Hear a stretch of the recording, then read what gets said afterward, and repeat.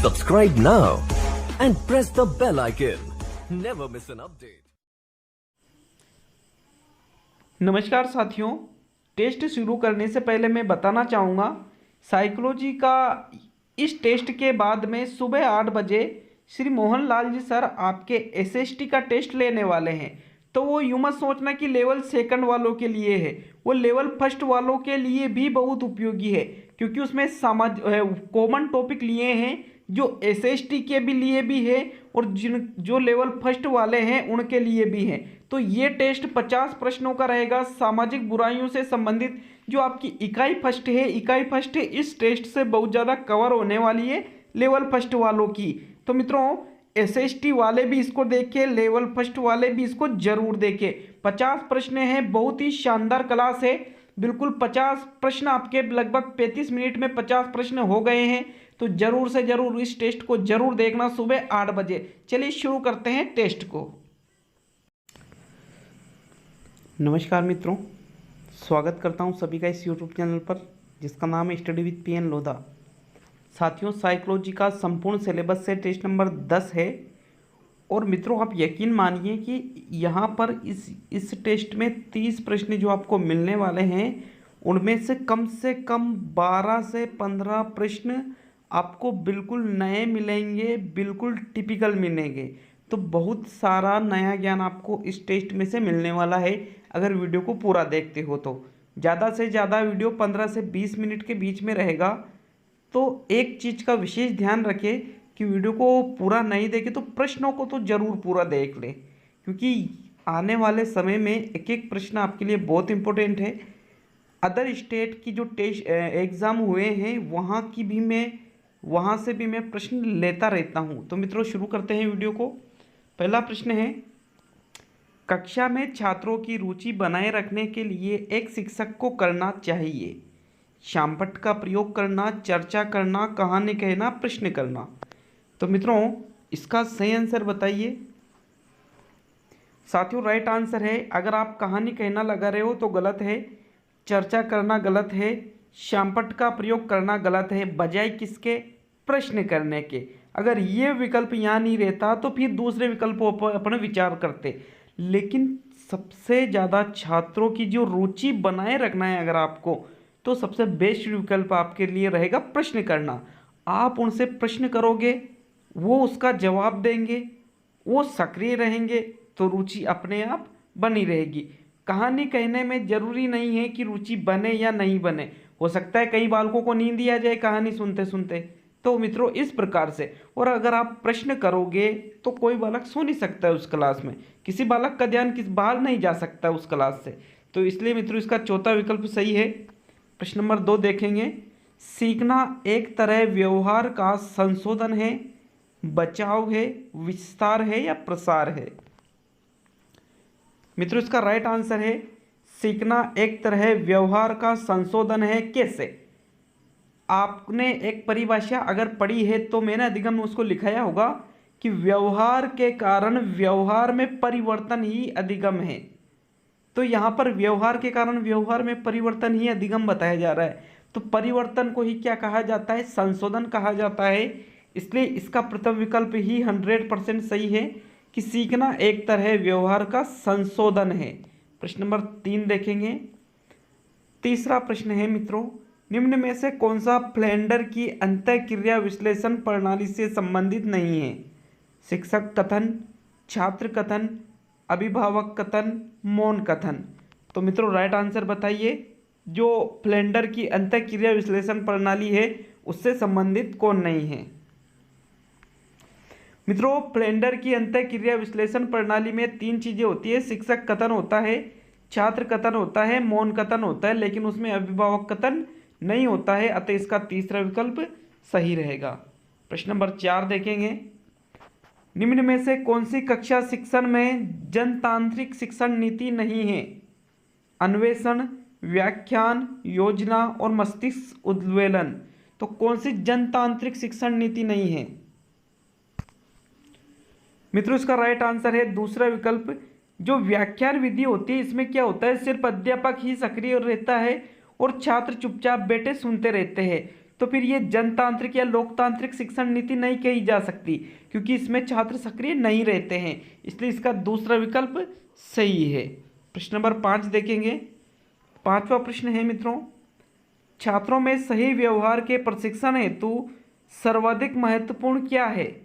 पुरस्कार, प्रशंसा, दंड या सही व्यवहार का प्रस्तुतिकरण? तो सही आंसर बताना है मित्रों इसका। मित्र इसका चौथा विकल्प सही है। सही व्यवहार का यदि आप प्रस्तुतिकरण दोगे तो छात्रों में जो व्यवहार है वो अपने आप सही व्यवहार उनमें आ जाएगा। ठीक है, आप उनके सामने अच्छा व्यवहार करो, छात्र अपने आप अच्छा व्यवहार करेंगे। किसी की प्रशंसा करने से थोड़ी अच्छा व्यवहार होता है, किसी को पुरस्कार देने से ये तत्कालीन समय में हो सकता है, लेकिन बाद में वापस वही बात हो जाएगी। इसलिए मित्रों इसका चौथा विकल्प सही है, सही व्यवहार का प्रस्तुतिकरण उनके सामने करना चाहिए। प्रश्न नंबर 6 देखेंगे। 6ठा प्रश्न है, अल्बर्ट बंडूरा निम्न में से किससे संबंधित है? सामाजिक अधिगम, व्यवहारवादी अधिगम, संज्ञानात्मक अधिगम, मनोलैंगिक अधिगम? मित्रों राइट आंसर है अल्बर्ट बंडूरा सामाजिक अधिगम से संबंधित है। किससे? सामाजिक अधिगम का सिद्धांत किसके द्वारा दिया गया? अल्बर्ट बंडूरा के द्वारा, इसलिए इसका पहला विकल्प सही है। प्रश्न नंबर 7 देखेंगे। 7वां प्रश्न है, भारतीय संविधान के किस अनुच्छेद में 6 से 14 आयु वर्ष के बच्चों के लिए निःशुल्क एवं अनिवार्य शिक्षा का अधिकार शामिल किया? वो अनुच्छेद 26 था, या वो था अनुच्छेद 15, अनुच्छेद 45 वो था, या अनुच्छेद 21A या 21K? कौन सा था मित्रों? साथियों वो अनुच्छेद था अनुच्छेद 21A या 21K, जिसमें 6 से 14 आयु वर्ष के बच्चों को निःशुल्क एवं अनिवार्य शिक्षा का अधिकार शामिल किया गया। प्रश्न नंबर 8 देखेंगे मित्रों। 8वां प्रश्न है, पिछड़े बालकों के लिए शैक्षिक लब्धि की अवधारणा किसने दी है? गार्डन, शोलेन, बर्टन होल, सिरिलबर्ट? तो साथियों राइट आंसर बताइए 8वें प्रश्न में। मित्रों इसका राइट आंसर है सिरिलबर्ट के द्वारा पिछड़े बालकों की शैक्षिक लब्धि की अवधारणा प्रस्तुत की गई है, जो 1913 में प्रस्तुत की गई थी। ठीक है, बुद्धि लब्धि सारणी के आधार पर सिरिलबर्ट ने शैक्षिक लब्धि की अवधारणा पिछड़े बच्चों के लिए दी थी 1913 में। चौथा विकल्प सही है।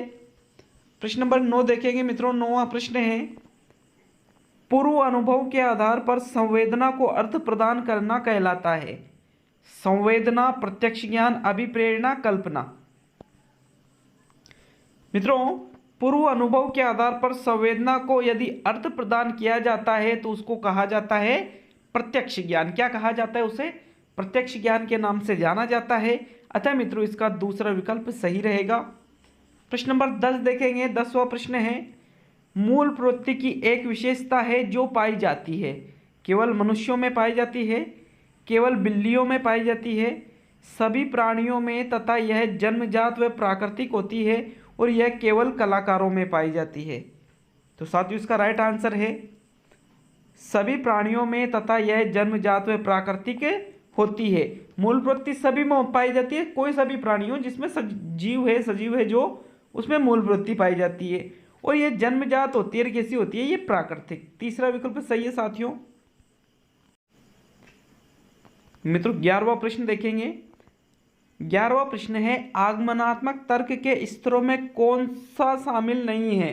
अवलोकन, प्रयोग, सामान्यीकरण और कल्पना? तो ये बताना है आपको कि आगमनात्मक तर्क के स्तरों में इनमें जो विकल्प दिए गए हैं इनमें से कौन सा शामिल नहीं है। तो मित्रों आगमनात्मक तर्क के स्तरों में अवलोकन भी होता है, प्रयोग भी होता है, सामान्यीकरण भी होता है, लेकिन इसमें कल्पना नहीं की जाती है। अतः इसका चौथा विकल्प सही रहेगा यहाँ पे 11वें प्रश्न में। 12वां प्रश्न देखेंगे। चिंतनशील सोच की चर्चा इनमें से किसने की है? ड्यूवी, रोस, वुडवर्थ, ड्रेवर? तो मित्रों राइट आंसर बताइए। साथियों इसमें सही आंसर आता है जॉन ड्यूवी के द्वारा चिंतनशील सोच की चर्चा सन 1910 में की गई थी। कब की गई थी? 1910 में की गई थी। सन भी मैंने बता दिया है, यहाँ पे प्रथम विकल्प सही है साथियों। प्रश्न नंबर 13 में देखते हैं, रिक्त स्थान है आगे। अधिगम के प्राथमिक नियमों में से एक है अभिवृत्ति का नियम, प्रभाव का नियम, समानता का नियम, सहचारी अंतरण का नियम। तो साथियों प्राथमिक नियमों की यदि बात करूं तो प्राथमिक नियमों के अधिगम के जो प्राथमिक नियम हैं इनके जन्मदाता कहा जाता है थॉर्नडाइक को। थॉर्नडाइक ने प्राथमिक नियमों के अंतर्गत 3 नियम दिए हैं, जिनमें से यहाँ पे विकल्पों में से कौन सा नियम है, प्रभाव का नियम इन प्राथमिक नियमों के अंतर्गत आता है। प्रभाव को के नियम को परिणाम का नियम या लॉ ऑफ इफेक्ट के नाम से भी जानते हैं। प्रश्न नंबर 14 देखेंगे मित्रों। 14वां प्रश्न है, सृजनशीलता की पहचान हेतु किसने सृजनात्मक चिंतन परीक्षण का निर्माण किया?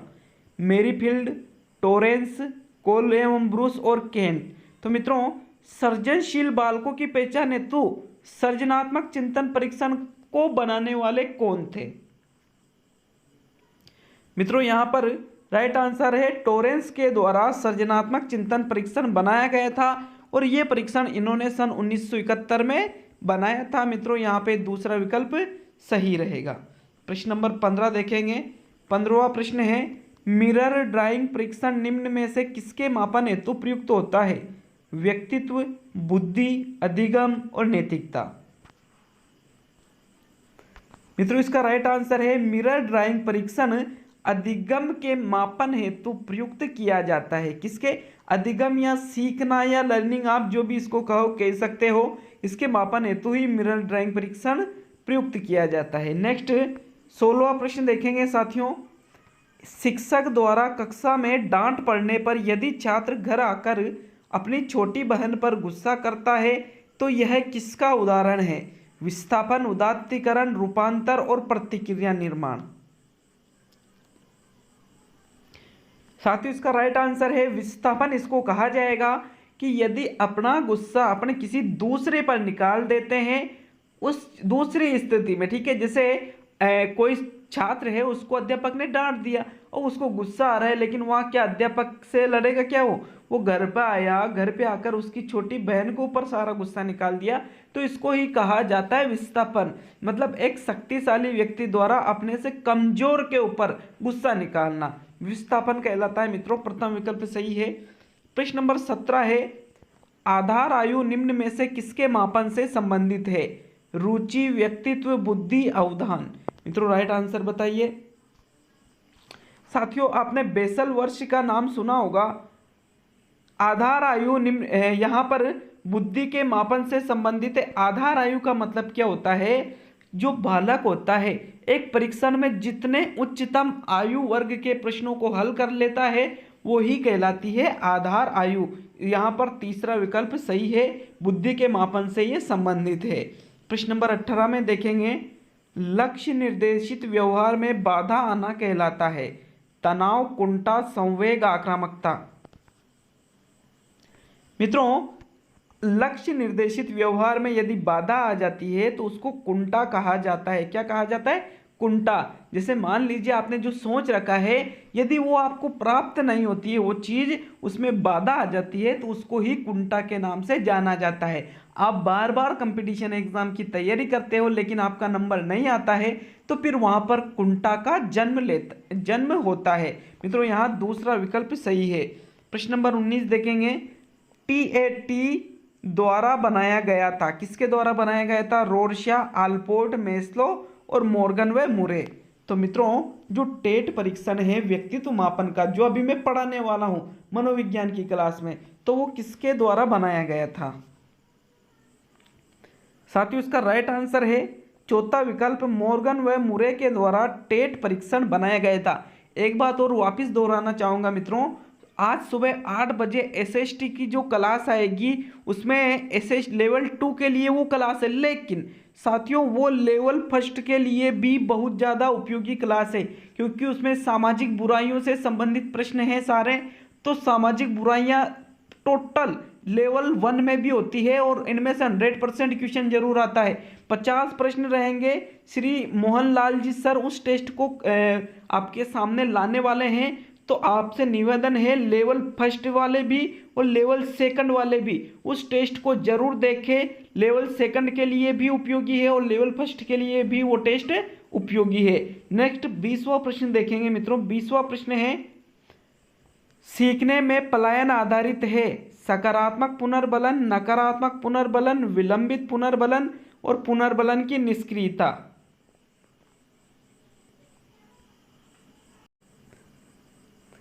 तो साथियों राइट आंसर यहां पर है सीखने में पलायन नकारात्मक पुनर्बलन पर आधारित होता है।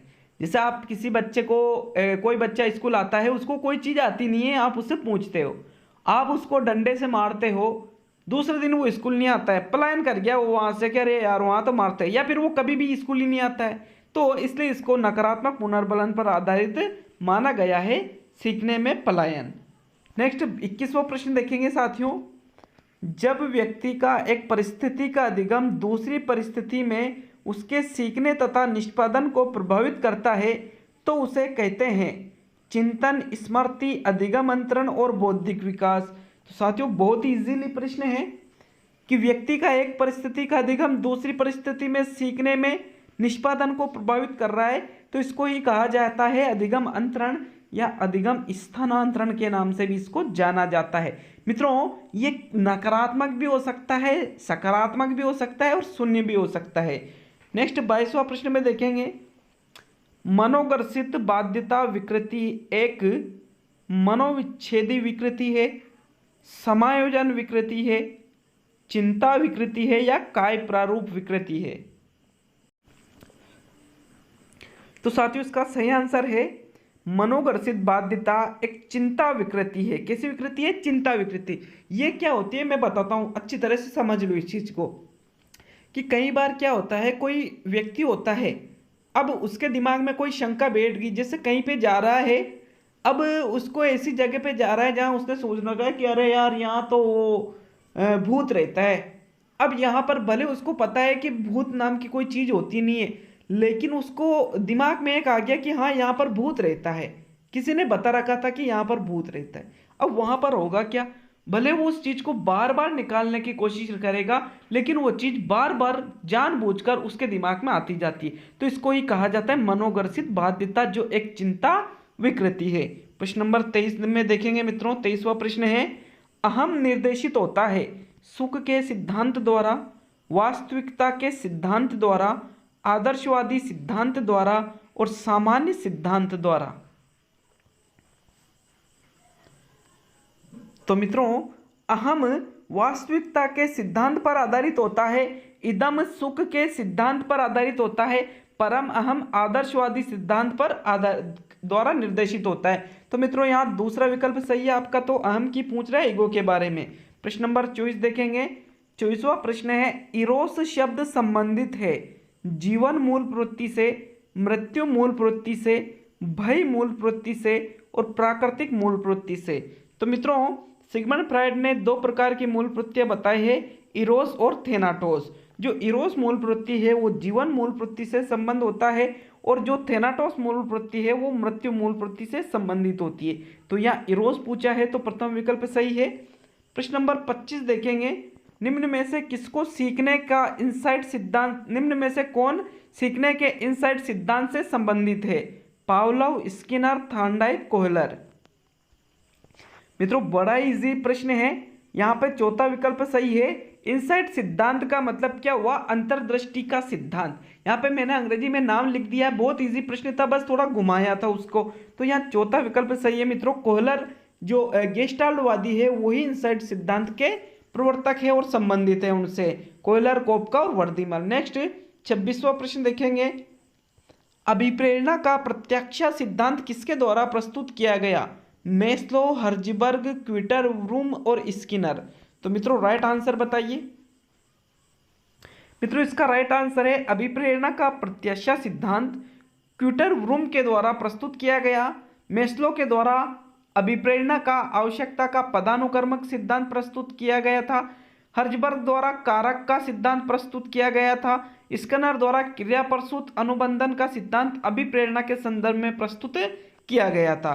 तो मित्रों यहाँ पे तीसरा विकल्प सही है। प्रश्न नंबर 27 देखने वाले हैं। एक छात्र पढ़ रहा है, उसका नाम लेकर किसी ने बुलाया, कोई भी पढ़ रहा है उसका नाम ले दिया।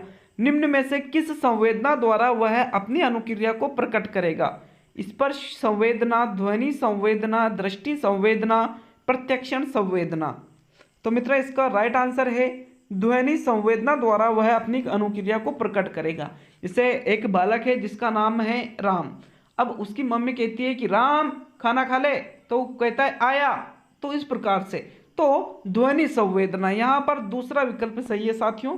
प्रश्न नंबर 28 देखेंगे मित्रों। 28वां प्रश्न है, इनमें से किसका नाम सुजनन शास्त्र के पिता से जुड़ा हुआ है? क्रोएंट क्रो, गाल्टन, रोस और वुडवर्थ।